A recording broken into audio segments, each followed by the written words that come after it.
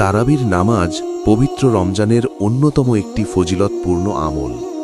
এশার নামাজ আদায়ের পর তারাবি আদায় করা সুন্নত। রমজান মাসে প্রত্যেকটি নফল ইবাদতের সওয়াব ফরজের সমান দেওয়া হয়, আর একটি ফরজের সওয়াব ৭০টি ফরজের সমপরিমাণ বলে গণ্য করা হয়। এটি রমজান মাসের অনন্য বৈশিষ্ট্য। আল্লাহর রাসূল বলেন, যে ব্যক্তি রমজানে একটি নফল আমল করল, সে যেন অন্য মাসে একটি ফরজ আদায় করল, আর যে ব্যক্তি এ মাসে একটি ফরজ আদায় করল, সে যেন অন্য মাসে ৭০টি নফল আদায় করল। সুতরাং রমজানে তারাবি নামাজের সওয়াবও এই হিসাবে দেওয়া হবে। তারাবি নামাজ আদায়কারীকে ফরজের সওয়াব প্রদান করা হবে।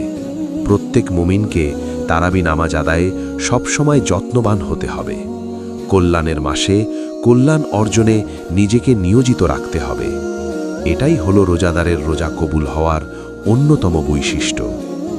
রমজান মাসে রাসূল সাল্লাল্লাহু আলাইহি ওয়াসাল্লাম নিজে তারাবি নামাজ পড়েছেন এবং সাহাবায়ে কেরামকে পড়ার জন্য নির্দেশ দিয়েছেন। তারাবি নামাজ জামাতে আদায় করা এবং এতে কোরআন শরীফ খতম করা বড় সওয়াবের কাজ। তবে ঘরে বা মসজিদে সূরা কেরাতের মাধ্যমে আদায় করলেও সওয়াব পাওয়া যায়। রমজানে তারাবি নামাজ আদায়কারীর সমস্ত গুনাহ আল্লাহ তাআলা ক্ষমা করে দেবেন।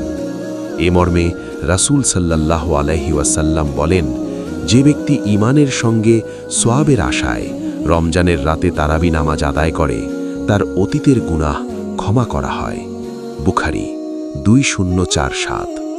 আরও বলেন, যে ব্যক্তি ঈমান ও সওয়াবের আশায় রোজা রাখেন, তারাবি নামাজ পড়েন এবং কদরের রাতে জাগ্রত থেকে আল্লাহর ইবাদত করেন, তার জীবনের আগের সব গুনাহ ক্ষমা করা হবে।